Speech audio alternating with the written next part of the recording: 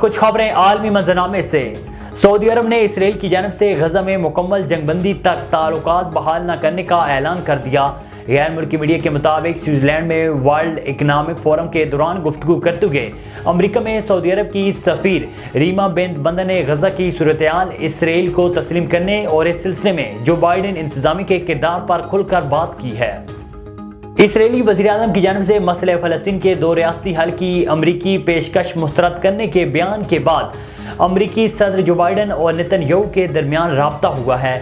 White house کے مطابق Biden اور نیتن یاہو کے درمیان رابطے میں غزہ کی صورتحال پر تبادلہ خیال کیا گیا۔ امریکہ دباؤ کے باوجود اسرائیل کو سفارتی اور جنگی امداد فراہم کر رہا ہے۔ غزہ میں تشویشناک صورتحال کے باوجود امریکہ اسرائیل کے ساتھ کھڑا ہے۔ امریکی قومی سلامتی کونسل کے ترجمان جان کربی کے مطابق بائیڈن اب بھی مسئلہ فلسطین کے دو ریاستی حل پر یقین رکھتے ہیں۔ غزہ پٹی میں اسرائیلی بمباری سے مزید 142 فلسطینی شہید اور 278 زخمی ہو گئے۔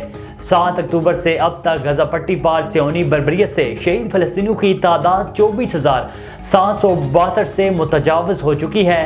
غزہ میں اسرائیل کے ظلم و ستم جاری ہیں اور مواصلاتی نظام 8ویں روز بھی مکمل بحال نہ ہو سکا۔ انٹرنیٹ کے خاتمے سے انسانی حقوق کی تنظیموں کو مشکلات کا سامنا کرنا پڑ رہا ہے، جبکہ غزہ میں زخمی شہریوں کی زندگیوں کو مواصلات نظام نشانہ بنانے سے خطرہ لاحق ہے۔